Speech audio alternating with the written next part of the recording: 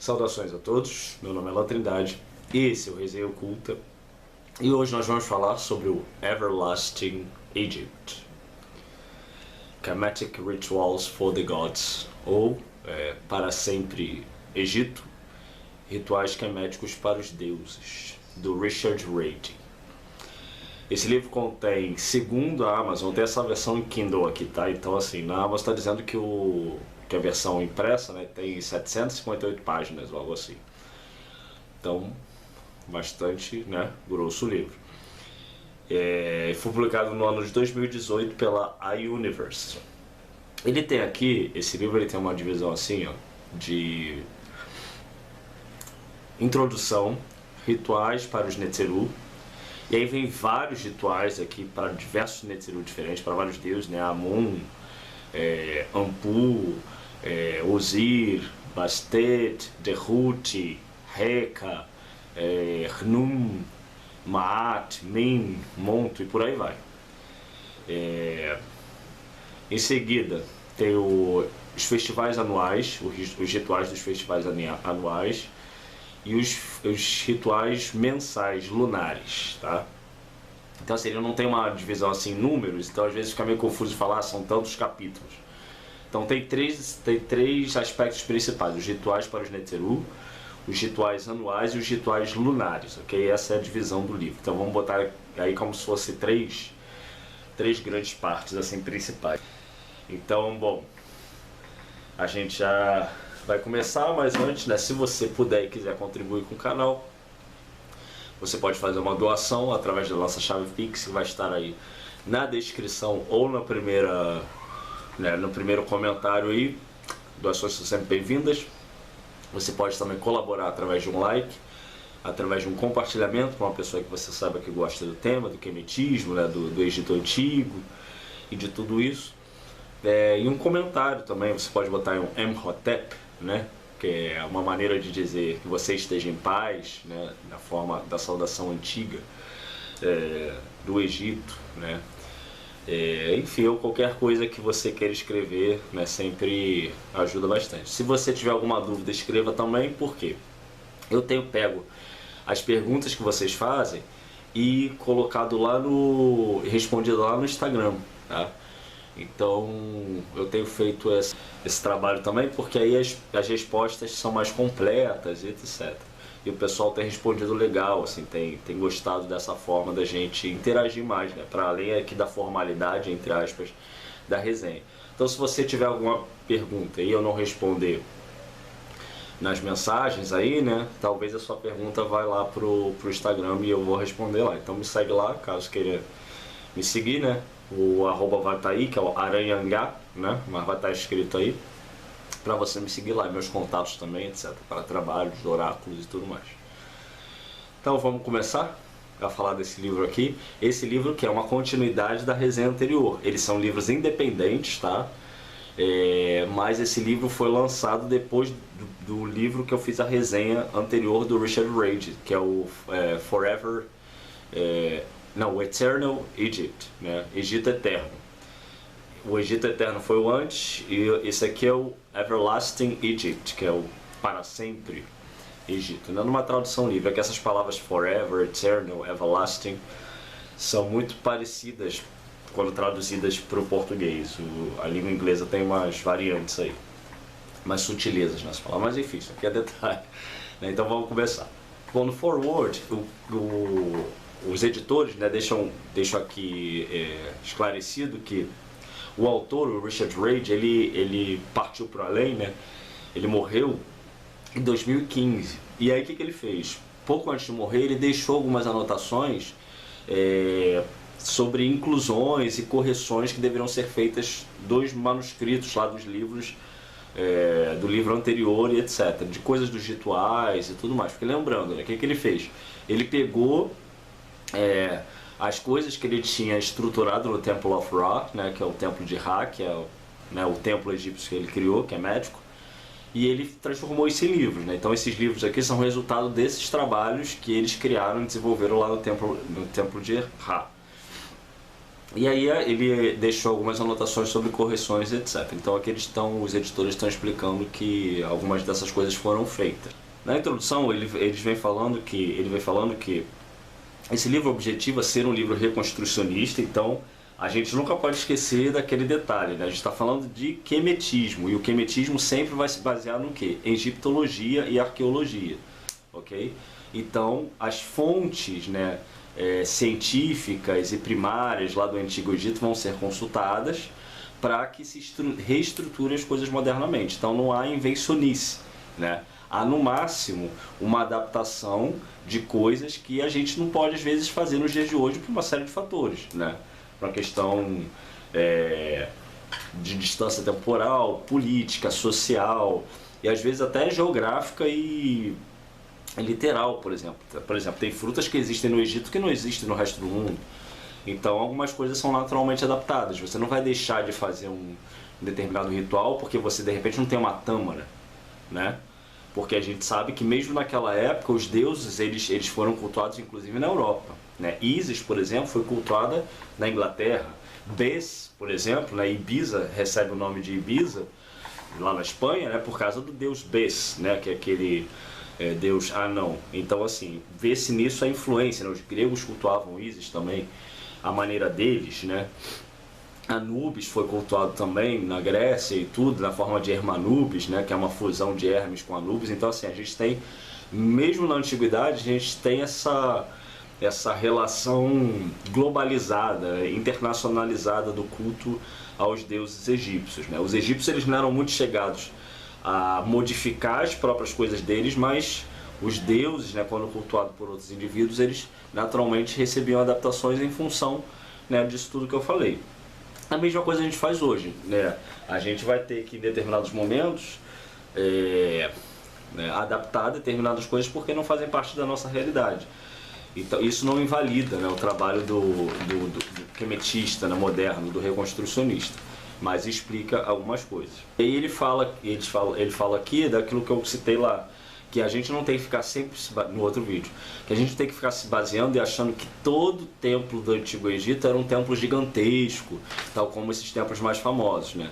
Muitos desses templos antigos eram templos locais ali, eram de cidades ou de vilas pequenas, de aldeias, etc. E a pessoa às vezes tinha um templo ali pequeno que cultuava o deus ali ou a deusa, né? Junto com a sua família, com seu filho, etc. Ou seja, tinha um sacerdote local, né? Que as pessoas iam para aquele local ali e cultuavam. E a estrutura, obviamente, era diferente de um templo gigantesco, né? Como eu dei o exemplo das igrejas, né? A gente tem também o exemplo dos terreiros, né? De Macumba, por exemplo, você tem terreiros que são gigantescos aqui, e você tem terreiros que são aquela casinha, praticamente aquela casinha da senhora benzedeira ali, que, enfim, tem o seu altar e ajuda as pessoas. A mesma coisa era lá, era antigamente. Aqui ele vem destacando, que falando aqui sobre os templos, né, que ele vem dizendo que muitos desses templos eles desapareceram, né? Às vezes nós temos um resquício ou outro, né, de algumas indicações citadas em algum papiro, etc, sobre um templo X ou Y, mas muitos desses desapareceram, né? Por quê?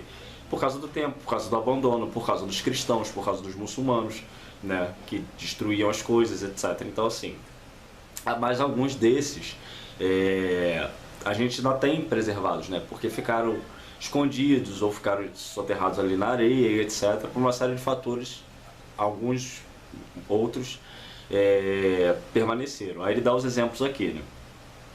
Inclui os principais 3 templos de Karnak, o templo de Horus em Edfu, o templo de Hathor em Dendera, o templo de Rnum em Esna, o templo de Sobek e Horus, o antigo, em Komombo, o templo de Ísis em Fila, o grande templo, complexo de templos de Medinet Habu, o templo de Amun em Ibis, o mortuário templo de Sete I em Abydos, o grande templo de Amun, Mut e Khonsu, próximo de Luxor, os templos irmãos gêmeos, né, de Abu Simbel, o templo mortuário de Hatshepsut e o grande templo de Osíris em Abydos.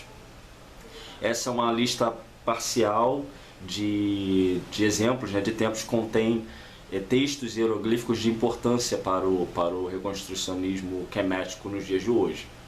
Ele vai explicando. Então ele complementa falando isso que eu falei, né? Que não é objetivo a gente fazer tudo ipsis literi, né? Literalmente como esses indivíduos faziam, porque eles têm uma estrutura, uma série de coisas. Mas o que nós acreditamos? Que esses deuses, eles são vivos. Então, assim, a questão principal não está na letra, né? Não está na literalidade do texto, porque aquilo ali também foi desenvolvido, os rituais foram desenvolvidos.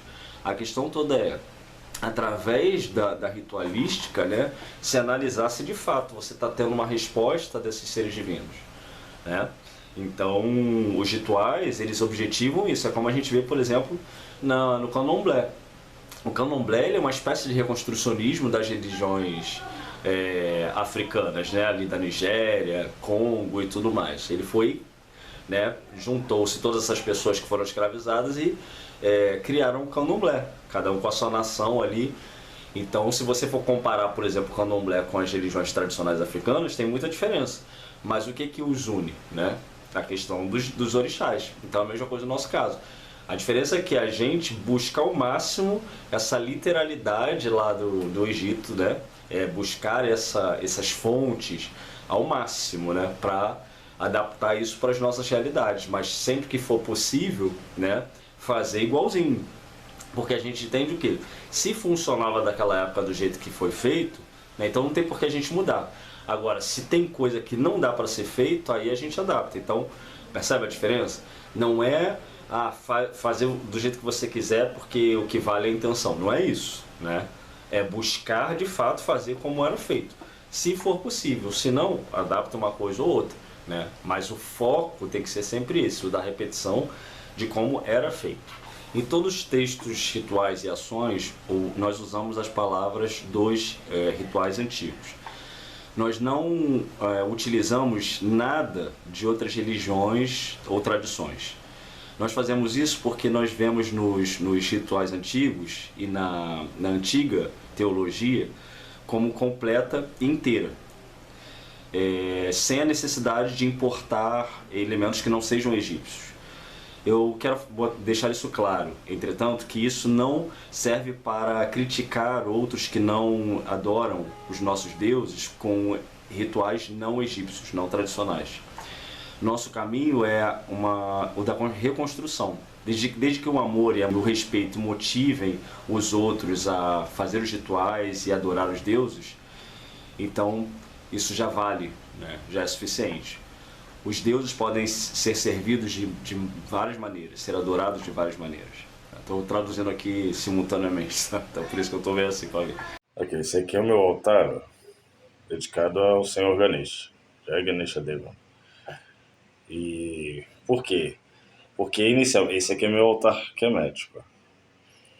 E aí, inicialmente, há anos atrás, como eu sempre gostei muito de Ganesha, eu ganhei essa imagenzinha aqui da minha mãe, do Senhor, e quando eu montei meu altar kemético aqui, eu fui botar essa imagem pequena que está aqui à frente no altar kemético. O que aconteceu? Na hora, eu senti um não vindo assim na minha cabeça, né? Que não era para misturar as coisas. Então, só para vocês terem uma noção, assim, de que, né, nós aqui, vocês podem ver, ó, tudo egípcio, né? E essas águas aí são por causa dos fundamentos da tradição que eu sigo. Aqui, só Ganesha, separadinho e etc. Sem mistura. Aí é que ele vem falando também que, né, ainda nesse tema, falando que eles não têm, né, nós não temos os subsídios que os sacerdotes muitas vezes tinham do governo, né, do Estado egípcio, para cultuar os deuses. Então, muitas das coisas que eram feitas, né, primeiro, se tinha uma estrutura social para garantir que um indivíduo conseguisse viver do sacerdócio, né, e segundo que o próprio faraó, né, a estrutura ali do reinado do faraó garantia aquela estrutura gigantesca, né? Então os templos eram construídos com foco nos deuses, né? Coisas eram doadas pela população o tempo inteiro, assim como pelo próprio faraó, né? Então havia um financiamento nacional para que aquilo acontecesse, né? Então os deuses, por exemplo, né, dentro dos templos, eles eram ornamentados com joias preciosas, as imagens, né? com tecidos caríssimos, eles eram vestidos, com óleos de altíssima qualidade, né? Uma série de carnes, de oferendas de diversos tipos, ou seja, era uma coisa assim muito gigantesca, né, para aquilo que a gente tem hoje enquanto quemetistas, né, que nós somos um grãozinho de areia no mundo hoje. Mas naquela época era diferente, então assim, é o que a gente está destacando aqui, né? Você não vai deixar de fazer as coisas por causa disso, entende? É só você seguir, né, a coisa na sua base, porque ela é possível de ser feita na sua base, com os recursos que a gente tem hoje por causa desses templos, né, que foram citados, que deixaram essas informações, e na sua simplicidade ali você consegue fazer uma coisa tradicional egípcia, né, sem precisar modernizar a coisa a nível de invencionice, né, como algumas pessoas fazem, de simplesmente colocar uma série de coisas que não tem a ver com o Egito, né? Se a pessoa faz isso consciente de que, não, eu estou misturando aqui porque eu quero misturar e etc., tudo bem, né? Mas o problema é quando essas pessoas falam como se fosse tradicional aquilo ali, né? Eu vejo algumas pessoas ensinando outras, né? No YouTube, sobre coisas sobre o Egito, que às vezes não tem nada a ver, né? Até criticando determinadas coisas que ela não tem noção. Por exemplo, tem gente que fala assim, não, um Deus não quereria sacrifício de animais. Como assim? Né? Que Deus egípcio é esse que você está falando, que não aceita sacrifício de animal? Né? Quando o sacrifício de animal era uma prática comum no Antigo Egito. Então assim, de onde você tirou isso? Sabe? Não é porque você acha errado que você tem que atribuir isso ao Deus. Então, antes de falar determinadas coisas, o que as pessoas têm que fazer? Tem que estudar. Você pode até não fazer determinada prática, você pode até não executar aquilo dentro da sua prática, e está tudo bem. Agora, não coloque palavras na boca do Deus ou da deusa, né? Daquilo que você não sabe. E pior, induzindo as pessoas ao erro. Porque dentro da perspectiva quemética, por exemplo, nós acreditamos o quê?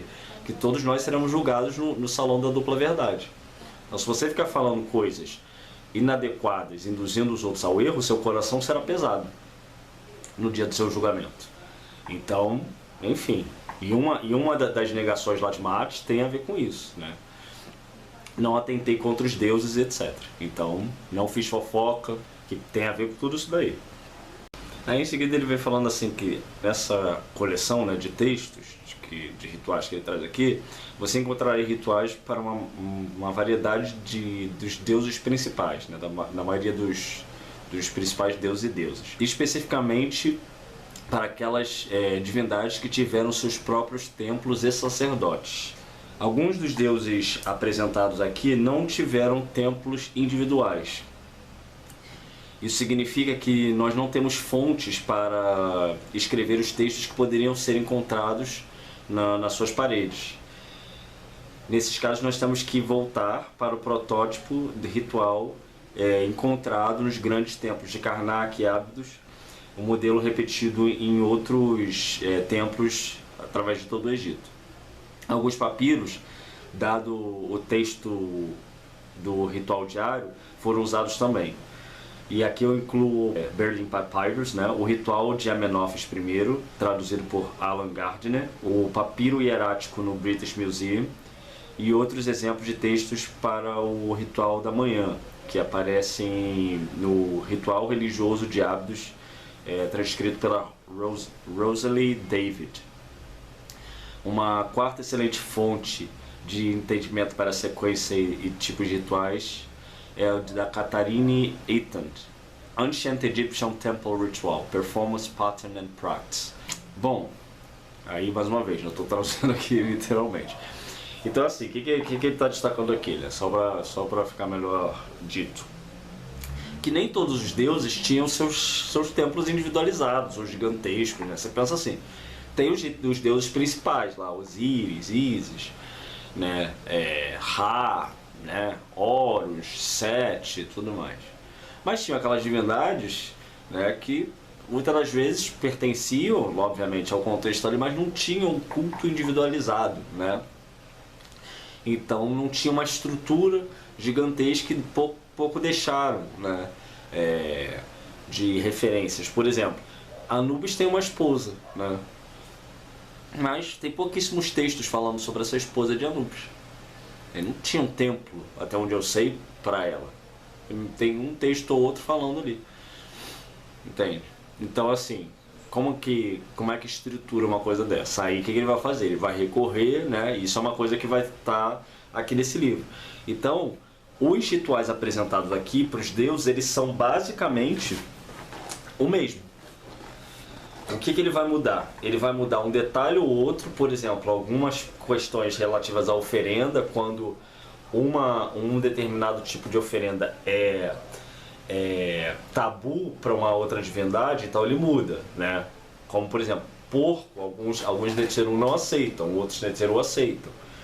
Peixe, né, também varia. Então, algumas coisas assim, tem que saber por quê. Porque às vezes dá problema na hora de você fazer a oferenda, o Netzer não aceita aquilo, e aí o ritual fica um pouco, né, estranho. Eu já até falei sobre isso aqui, que uma vez eu fui oferecer salame pro Anubis, e na hora deu um problema ali no ritual, porque assim, não, né, salame tem porco.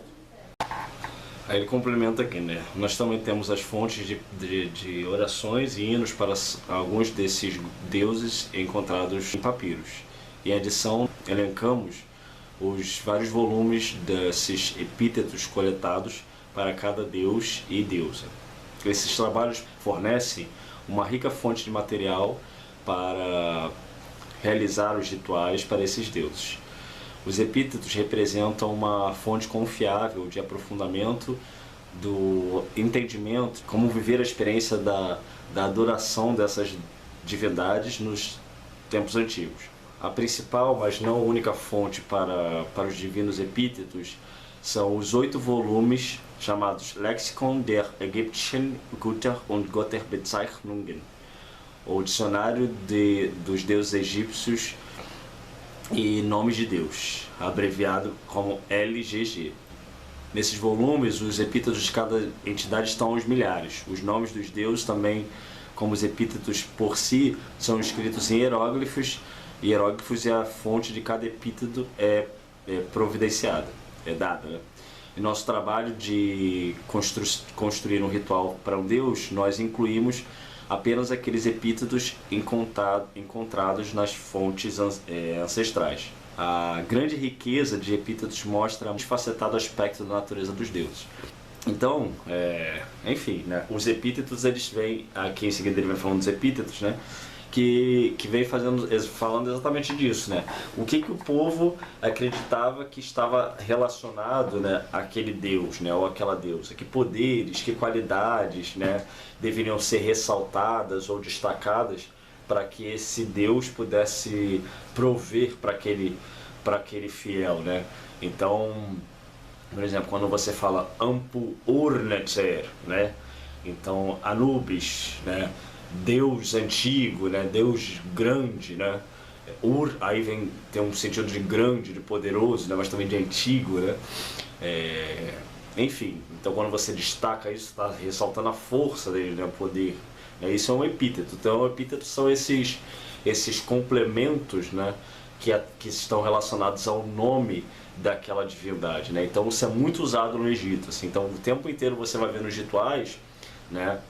Na hora ali que você está fazendo as orações, há sempre essa exaltação constante de várias qualidades daquela divindade, né? Então você fala o nome da divindade e aí Deus tal, você que é o touro de não sei de onde, você que venceu as tribulações, blá blá blá, você que é poderoso para ajudar os seus fiéis, você que dá àqueles que te amam coisas maravilhosas na vida. Então cada um vai ter ali os seus epítetos, né?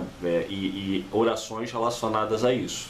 Em seguida ele vem falando sobre os rituais, ele vem destacando assim que os rituais eles são como celebrações. Então todo ato ritualístico ele é como se fosse uma festa, né? Então você tem que, né, pensar como se você estivesse indo para uma festa. Entende? Mas não no sentido vulgar da coisa que essa ideia pode remeter, mas uma celebração mesmo, imagina um evento de gala, digamos assim.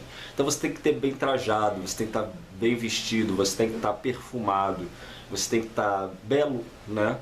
Purificado. Então você não vai falar com os deuses de uma forma desleixada, né? Tô falando do momento ritual. É lógico que se você tiver numa situação X ou Y, onde você não tenha condições, mas necessite falar com os deuses, você não vai deixar de falar com os deuses porque você não tomou um banho, por exemplo, está na rua, você precisa ali falar com aquele deus e não lavei minha boca com latrão, por exemplo. Lógico que você vai falar independentemente disso. Mas naquele momento ali ritual, etc., é importante manter determinados protocolos. E aí o natrão, que ele vem destacando aqui, né, é um desses elementos muito importantes de se ter. Essa mistura que é feita com bicarbonato de sódio e sal, tá?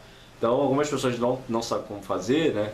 Tem algumas receitas variadas aí, alguns vão falar que é 80% de sal, 20% de bicarbonato, outros vão falar que é 60%, cada um fala de um jeito, a questão toda eu basicamente faço dessa forma, tá? 50% de sal, 50% de bicarbonato. Coloco numa panela, um pouco acima, um dedinho assim acima de água filtrada ou água mineral. E aí você vai deixar aquilo ali no fogo para essa água evaporar. Aquilo ali vai começar a ficar tipo um mingau. Então você tem que mexer, porque vai grudar um pouco no fundo da panela, né, aquele sal todo. Mas assim, você não pode deixar aquilo empedrar ali no fundo, senão vai ser muito ruim para tirar. Então tem que mexer, etc. Aquilo ali vira depois, você bota num pirex, alguma coisa assim.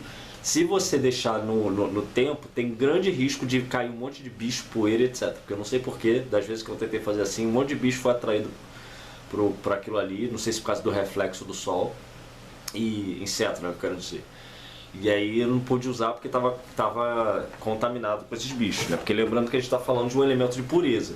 Então você não vai fazer um natrão e lavar sua boca, né, com um natrão cheio de bicho ali, cheio de inseto, cheio de poeira e tudo mais.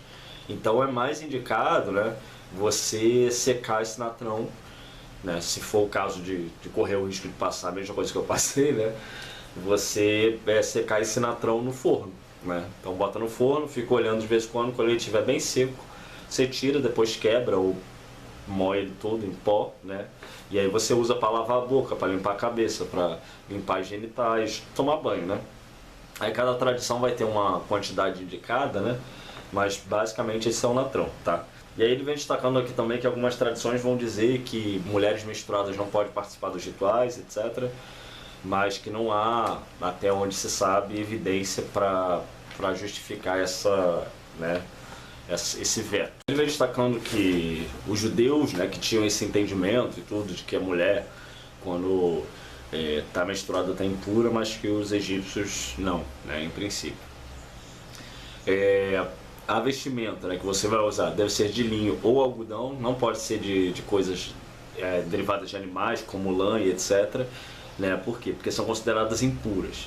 Então, lã ou algodão, linho ou algodão. Lã não, até porque aqui no Brasil, pelo menos para alguém conseguir vestir lã, né, complicado. Então linho ou algodão. Eu, por exemplo, uso meu saiote de algodão mesmo e, enfim.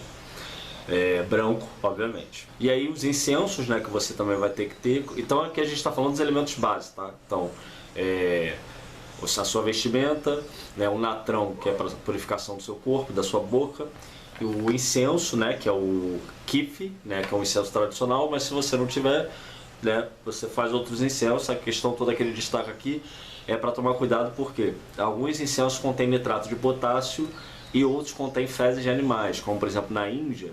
Como a vaca é considerada sagrada, então alguns incensos de lá levam fezes de vaca, tá? Então isso é considerado impuro dentro do contexto egípcio, tá? Não tem que ter fezes de nada, de bicho nenhum, né? Nem bicho nenhum dentro do incenso. Então aí a gente vê as diferenças de cultura para cultura e etc. Então se você compra um incenso que você não sabe muito bem a procedência, o que ele vem sugerindo aqui é melhor que você faça, ou analisar direitinho de onde esse incenso vem e como ele é feito. Sobre o altar, ele vem destacando aqui que eles devem conter, eu já até falei sobre isso, ele deve conter uma imagem do Deus, um local para você colocar água e outros líquidos, como por exemplo vinho ou cerveja, o local para você colocar o incenso, um prato, algo assim para você colocar as oferendas sólidas, como pães, né, coisas assim, o natrão, a vela, né, ou o local que você vai acender o fogo.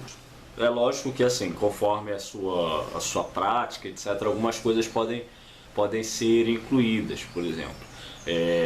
Eu tenho 5, digamos, copos, né, para líquidos, porque da tradição que eu venho, 4 são usados para água e um eu uso para colocar o vinho. Então, assim, o meu altar ele tem que ter espaço para conter todas essas coisas, etc. Ele vem destacando aqui que o ideal é que o seu altar fique num local isolado, onde não tenha contato com as pessoas, né? E muito menos deixar a gente ficar tocando no seu altar. A gente sabe que até os altares pessoais dos egípcios, eles eram como se fossem aqueles oratórios católicos, né? Que você tem uma portinha assim que você abre e quando você não está ali rezando, você fecha aquilo. Ou seja, é uma opção. Senão você pode esconder também a imagem, né? Eu, por exemplo, uso uma espécie de mesinha assim de telefone e na parte onde o Deus fica, eu coloco um pano branco, né? Então ele não... As pessoas veem os outros elementos do meu altar, mas o Deus elas não veem, né? Porque ele está sempre escondido ali, guardado atrás desse pano. Então os elementos que eu uso para a ritualística são vistos, mas o Deus ele não é visto. Aí ele vem dizendo, se você não tiver uma imagem, né, do Deus para colocar no seu altar, você pode colocar uma foto, né, uma pintura, uma coisa impressa, né? Eu, por exemplo, eu considero também, às vezes quando eu faço determinados rituais para algum Deus que eu não tenho a imagem, eu escrevo o hieróglifo dele no papel, né? Se você tiver um papiro, mais legal ainda, né? Então você pode, por exemplo, não precisa nem ser uma coisa gigante, a não ser que você queira. Mas se você sabe o que você vai fazer para aquele Deus ali, você pode, né, de repente fazer vários papirozinhos assim, compra um papiro, né, e corta uns quadrados e desenha o hieróglifo o nome, né, do Deus em hieróglifos naquele papiro. Aí no caso de você for usar uma imagem de fato, né, então assim, tem essa opção, né, de você escrever mesmo o hieróglifo, etc. Lógico que é sempre melhor você usar uma imagem, né, porque a imagem ela evoca muito mais ideias pra gente, né, do que um texto, né, por mais que seja hieróglifo, né, mas ainda assim, enfim, mas, né, às vezes é necessário, né, na falta de uma imagem, etc., porque nem todos os Netzeru têm imagens fáceis de ser encontradas. Então tem essa questão de poder imprimir, né, o desenho, tudo, ou escrever o hieróglifo, mas ele fala aqui que como essas estátuas, essas imagens podem vir com cargas impuras, né, aí ele recomenda aqui mergulhar, né, quando chegar, numa mistura de natrão com água, né, e deixar sob a luz do sol ao nascer do sol, ou ao meio-dia. E aí ele dá aqui umas orações a serem ditas. Lembrando que alguns, dependendo do material que for feito a sua imagem, você não vai poder fazer isso, né? A minha imagem de Anubis, por exemplo, é uma veronese. Então, assim, ela é feita né, ela é banhada em metal, né? Então, eu não arriscaria colocar ela dentro ali de água com natrão debaixo do sol, porque eu acho que tem grandes riscos de, se você fizer isso numa imagem de metal, de alguma forma corroer, né? Não sei. Não entendo de química, se alguém entender aí me diz, mas, né? Então você pode passar um pano, né? De repente com água e natrão, né? Se for o caso, ou só banhar ela, né? Mesmo, ao invés de deixar dentro da água ali no sol, etc. Porque eu acho que pode corroer de alguma forma. Em seguida ele dá aqui um Brief Daily Ritual, que é tipo uma espécie de sugestão de um ritual diário que você pode fazer, né, de preferência pela manhã. Aí ele vai dar aqui o passo a passo, né, que ele vem. Primeiro você deve eleger qual vai ser o seu deus de devoção ou a sua deusa, né. Desperta essa divindade, né, saudando-a em paz, Emhotep, né. E aí você remove o tecido que cubra ou abre, né, o oratório na qual ela estiver. Aí com a mão direita você toca o ombro esquerdo da imagem e com a mão esquerda você toca o ombro direito, né? E aí tem aqui as orações, etc., que ele indica para ser feito nesse momento. E aí você oferta água, depois você oferta pão, né? E mais orações aqui. e remove essas oferendas ao pôr do sol e come. Eu, por exemplo, eu sigo outros critérios, né, porque eu venho de uma outra tradição, então eu não deixo tanto tempo assim as oferendas. Se eu fizer, por exemplo, de manhã, eu tiro na hora do almoço no máximo. E se eu fizer na hora do almoço, eu tiro sim no final da tarde, a depender do que for, tá? Porque você tem que sempre levar em consideração que o que você está ofertando vai ser consumido. Então, se for alguma coisa que você não possa deixar ali muito tempo, que pode estragar ou que pode de alguma forma se tornar, né, intragável, não é ideal você deixar tanto tempo, entende? Porque senão você depois vai ter que descartar aquilo. Não quer dizer que porque você ofertou, por exemplo, se você fez uma oferenda de vários itens, tem um item específico que você não pode deixar muito tempo ali. Você pode retirar só aquele item, né? Obviamente você vai deixar um tempo, né? Mas você pode inclusive falar com Deus ali, ou com a Deus, ou falar, né? Explicar que você vai tirar aquele item antes, pedir licença, né? Para tirar aquele item em menor tempo do que o resto da oferenda. Por quê? Porque aquele item ali corre o risco de ficar, né? Ser difícil de você consumir depois. Então assim, tratar o divino como um ser, né, que está ali à sua frente de fato, entendeu? Então você tem coisas que você vai explicar, que você vai conversar, apesar de ter toda essa questão dos, como é que se diz, das orações, né, dos epítetos, essas coisas já prontas, né? Você também vai ter o seu momento ali para conversar com Deus e com a deusa, né? Com as suas palavras, como se fosse, porque de fato é um ser vivo que está ali, né? Inteligente, etc., que vai entender o que você está falando. Não quer dizer que sempre vai aceitar, mas que vai entender. Nessa parte aqui, ele fala The Nature of Kemetic Ritual. Ele vem falando que a estrutura lógica do ritual é que você é um Deus falando com outro Deus. Então isso é uma coisa que vocês vão notar, porque você é imbuído daquela fala, né? Você muitas das vezes dentro do ritual você vai falar eu sou Shu, eu sou Ra, eu sou fulano de tal, né? Ou seja, você é um Deus, você é um Netzer falando com aquele Netzer ou Netzeretz ali. Então o ato ritualístico ele é um ato de elevação por si, né? Por quê? Porque você automaticamente vai conduzir a sua fala, né, para esse grau, digamos assim, de autoridade, né? Mas não autoridade de uma autoridade de poder imposta, etc., mas uma autoridade de reconhecimento, né, mútuo. Ou seja, você é uma divindade e está falando com outra divindade. Isso não quer dizer ordenança, né? Que você vai agir de uma forma arrogante, mas que você vai estar ali reconhecendo, solicitando, né, daquele outro ser divino as coisas que você deseja. E aí ele vem falando que os deuses eles são benéficos, né? E então você sendo puro de coração, você pode, né, ofertar ou lidar com o divino da forma como você entender, da forma como você souber. Você não precisa estar totalmente fundamentado, né, em todos os meandros da egiptologia, do kemetismo, etc. Isso você vai fazendo com o tempo, conforme você for praticando e se envolvendo, muitas dessas coisas elas vão você vai agregando naturalmente no seu pensamento, etc. Por isso que eu sempre destaco aqui, né, que é muito importante focar, se você pretender de fato adorar os deuses egípcios e se tornar um kemetista, focar no Egito. Esquece essa coisa de judaísmo, esquece essa coisa de cristianismo, todas essas religiões outras, europeias, asiáticas, etc. E tenta focar ao máximo no Egito. Por quê? Porque é uma outra cosmogonia, uma outra cosmovisão, é uma visão de espiritualidade própria, né, que tem uma estrutura, uma forma de pensamento, um modus operandi completo e próprio. Então você não precisa ficar misturando coisas. Se você está no momento que você chegou, mas você não sabe ainda com profundidade determinados elementos, fala com Deus que está ali na tua frente, conversa.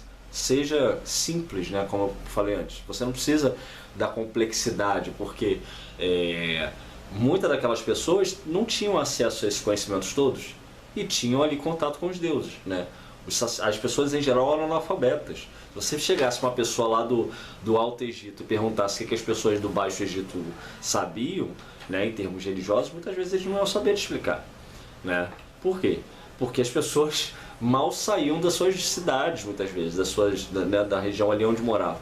E ele vem destacando que a preocupação em falar esses textos conforme os antigos falavam, também está relacionado a isso, né? Essa capacidade que a literatura tem de nos transportar para o pensamento daqueles antigos e nos conectar consequentemente, né? Então, da mesma forma que você vai estar hoje falando para o Deus hoje, né? Ou para a deusa, você está falando tal como os antigos faziam, né? Então essa conexão, né, mesmo que moderna, com o antigo. Então tudo isso, né, esse pensamento que é médico, ele sempre vai ter essa função, né, de levar o indivíduo, né, para a coisa lá do Zep-Tep, ou seja, do primeiro momento.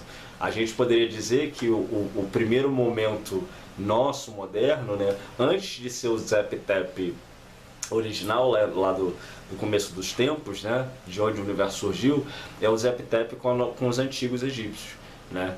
Então a gente retorna, né, na prática ritual para isso, para esse primeiro momento lá deles, né?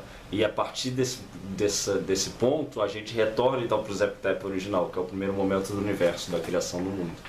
Então eu estou aqui, né, elucubrando em cima da coisa, uma maneira de pensar, né? Não que isso seja um pensamento necessariamente médico, nesse sentido, né, pensado dessa forma meio filosófica, mas ainda assim é uma forma de, né, acho que se acostumar com essa ideia, né, de que nós objetivamos retornar, né, às práticas dos antigos egípcios, ao pensamento dos antigos egípcios, né, não de outros povos, não nos misturar com outros pensamentos, porque eles não faziam isso, né, e ficaram aí por 4.000 anos, né? Foi só quando começaram a se misturar que de fato a coisa começou a degringolar. Bom, então a gente chegou, né, no capítulo que chama The Design of this Book, ou a forma desse livro, né? Então assim, é como eu falei, todos os rituais eles são basicamente os mesmos, tá? Salvo um detalhe ou outro em relação aos epítetos, que sempre ele vai, né, usar os epítetos de cada deus ou deusa, e algumas coisas específicas, como o caso de oferendas, que pode ser tabu para uma divindade e não ser para outra, etc. Então assim, mas a estrutura ritual é basicamente a mesma. Quando há exceção, isso está discriminado. Então por isso que são vários capítulos, né? Então aqui nessa parte de Rituals for the Neteru, os rituais para os Neteru, né? Vem falando de rituais para Amon, Amenra, Anpu, que é Anubis, Aset, que é Isis, Osir, que é Osíris, Bast, Tehuti, que é Tot, Hathor, que é Hathor, Reka, Herube, Herubedeti, Hnum, Khonsu, Maat, Min, Montu, Mut, Nebethut, Nefertun, Nit, Nechbet, Ptah, Sobek, Sekhmet, Seshat, Soter, Sokar, Tutu, Wajat, Wepuawet. Então, são esses os deuses aqui no qual ele vem trazendo esses rituais. São mais de uma dezena, né? E são muitos dos deuses que a maioria das pessoas conhecem e cultuam. Alguns são mais conhecidos, outros são menos conhecidos. O próximo capítulo chama de Annual Festival Rituals, que é os rituais dos festivais anuais, né, que é o Eprompet, que é o Ano Novo, para Sekhmet, que era então a maior celebração, né, do Antigo Egito, porque marcava o Ano Novo, e a sua data estava relacionada à estrela Sírius, quando a estrela Sírius subia nos céus, etc., e as cheias do Nilo ali. Então isso acontecia mais ou menos entre julho e agosto, tá? Mas os grupos atuais, eles fazem, enfim, em datas diversas. Então assim, eu particularmente não sigo essa coisa da estrela Sírius nem lá do Nilo, porque eu acho que é uma coisa muito, muito característica, assim, por exemplo, essa coisa do Nilo. Nem o Nilo mais tem cheia, né? Porque desde que construíram a represa em Assuã, ele não muda mais. Então assim, eu entendo que algumas coisas a gente tem que fazer de acordo com a nossa realidade. Então, meus rituais de Ano Novo na data do calendário vulgar, né? Então não adianta fazer um ritual no meio do ano, a meu ver, tá? Celebrando sozinho ali, né? Sem ninguém entender. Você tá fazendo o que? Não, Ano Novo. Não, Ano Novo é dia 31, né? Então assim, é a nossa realidade. Quem sabe um dia mude, né? Vai que o Egito volta a ser uma religião vigente, mas até lá, né, eu entendo assim, a força da energia do momento.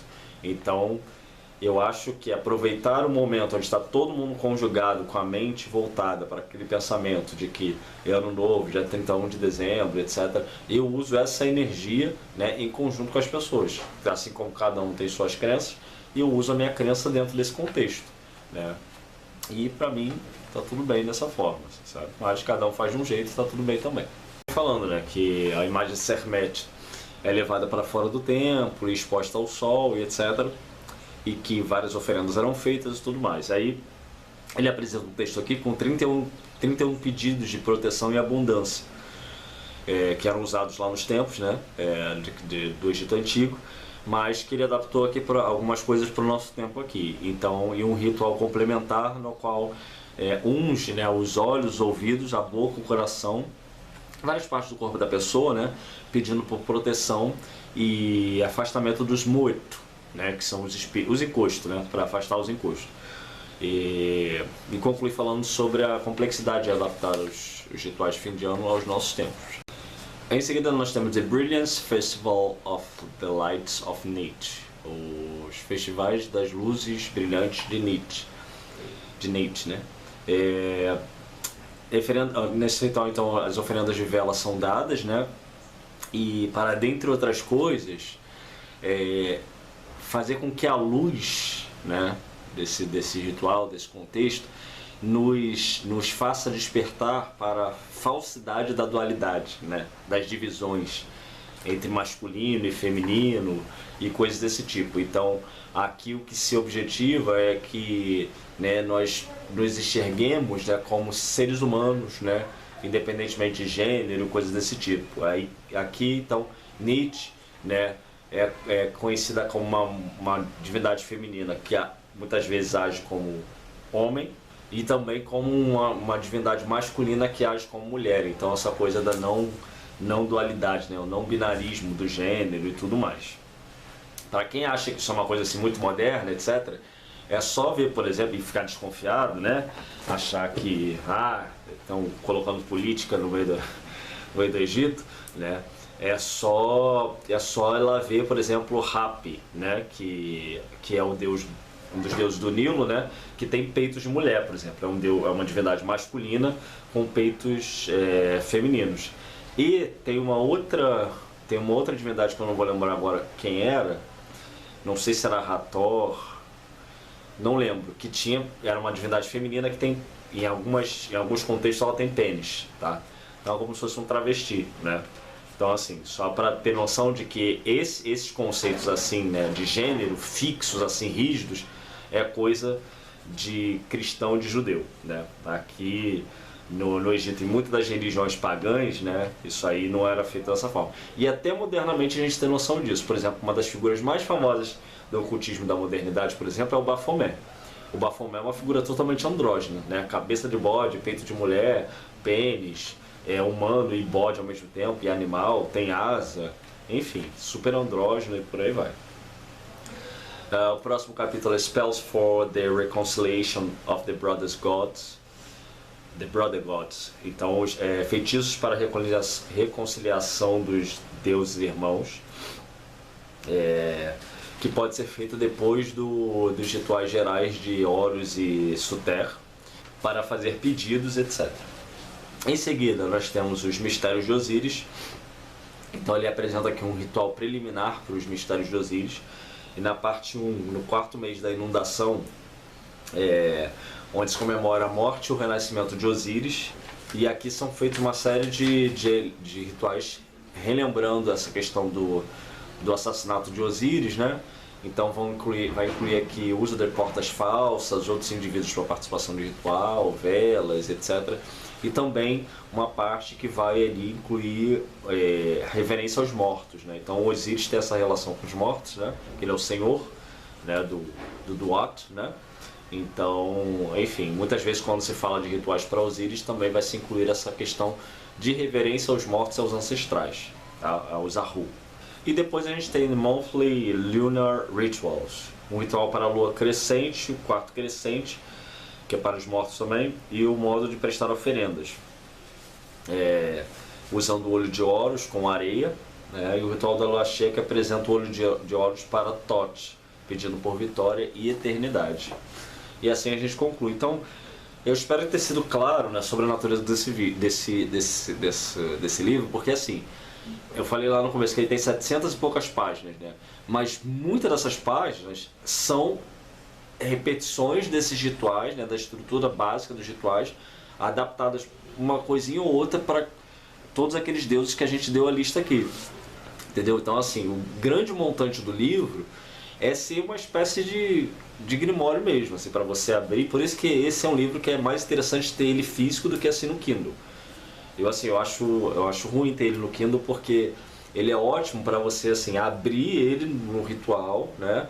E você abrir ele na página do Deus que você for fazer o ritual e você vai ali seguindo, né, como se fosse um grimório e tudo mais. No Kindle é muito ruim de usar esse livro para ler, assim, para saber como é que é a coisa. Tudo bem, né, mas para usar ele de forma prática é ruim, entendeu? Então é legal ter ele físico mesmo, eu acho. Inclusive eu pretendo ter ele um dia, sendo que enquanto o dólar tivesse absurdo vai ser, né, complicado, porque está custando uns R$400. Então assim, enfim, infelizmente, né, os livros são muito caros aqui no Brasil. Chegamos a tal conclusão. Então esse livro é mesmo para quem tem o objetivo de praticar, tá? Se você tem o objetivo assim de pegar e fazer um ritual kemético e está perdido aí sobre como fazer, se você juntar aquele livro da resenha anterior que eu fiz com esse aqui, você já tem bases ótimas, você já vai saber como fazer rituais diários, rituais mensais, os rituais anuais, etc. Mesmo sem estar ligado a UNUT nenhuma, a segmento kemético nenhum. Essas duas bases aqui, o Richard Reid é um indivíduo sério, né, que pesquisou e fundamentou muito disso para poder trazer aqui, né, na forma de livros. Então, assim, eu super recomendo para quem tem interesse, né, ter esses dois livros, porque vai te dar essas bases necessárias.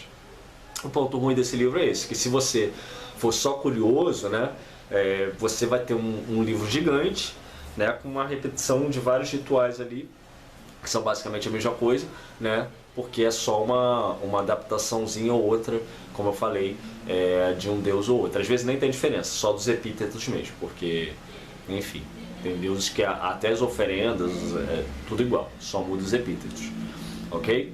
Então, bom, meus contatos vão estar todos aí. Se você quiser, ficou qualquer dúvida, não fique tímido, pode escrever aí embaixo. Se eu não responder, porque às vezes o YouTube não me notifica, mas sempre eu estou tentando olhar. Agora eu estou um pouco melhor que eu estou usando o aplicativo, então é melhor para eu ver as mensagens que me mandam, etc. De qualquer forma, estou tentando conciliar isso tudo também com a minha vida diária, etc. Porque, enfim, né?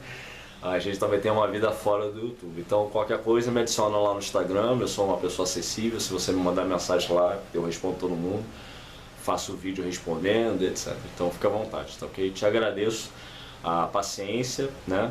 Muito obrigado pela oportunidade de fazer essa troca aqui e até a próxima.